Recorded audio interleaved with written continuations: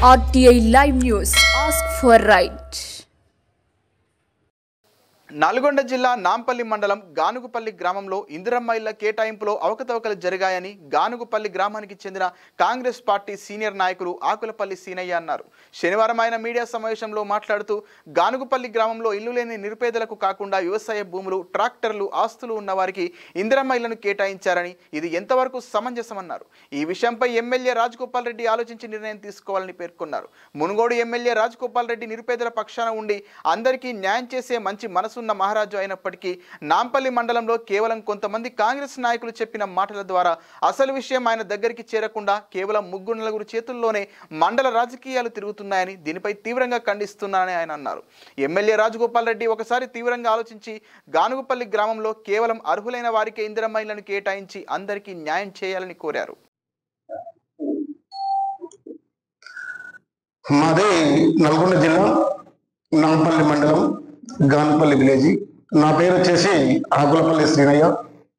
నేను ఒక 25 సంవత్సరాలు గ్రామ శాఖ అధ్యక్షునిగా పనిచేయడం జరిగింది.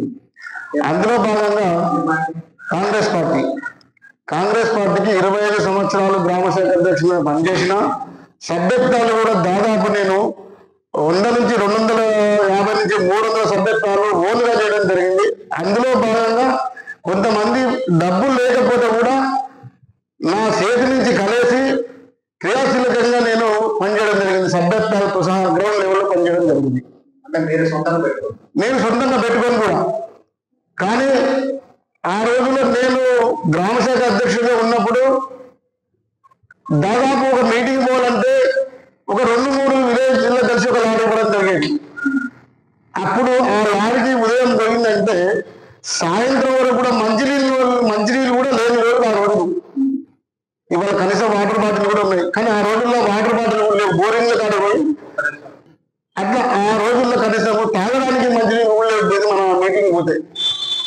అలాంటి పరిస్థితుల్లో ఎక్కడ బోరింగ్లు ఉంటే వాటర్ ట్యాంకులు ఉంటే అక్కడికి పోయి నీళ్ళు ఆగి పొద్దుగులు కూడా అన్నం లేకుండా నీళ్లు లేకుండా ఉండి అట్లా మీటింగ్ చేసి గడిపిన రోజులు ఉన్నాయి.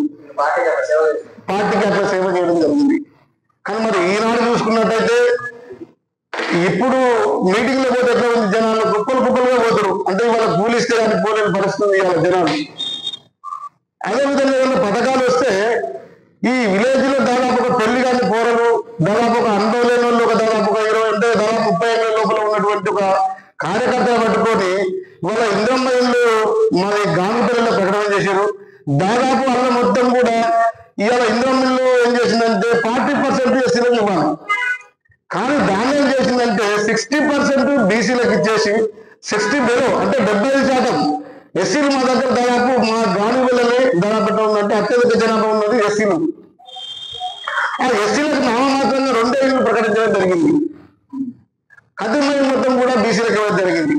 అవి కూడా ఎట్లంటే మామూలుగా కాదు, ఎకరాల కొద్ది పట్టా భూములు, ట్రాక్టర్లు, వేరే బిజినెస్లు అంటే వ్యాపారాలు, మన కోళ్ళ పని అన్నటువంటి వివిధ మన సైడ్ వ్యాపారాలు, ఇవన్నీ కూడా మామూలుగా ఉన్నటువంటి భూస్వాములకు మాత్రమే ఆ ఇందిరమ్మ ఇల్లు పేరు రావడం జరిగింది. ఆ అర్హులకు కాకుండా అనర్హులకు ఇవ్వడం జరిగింది. మరి రాజకీయ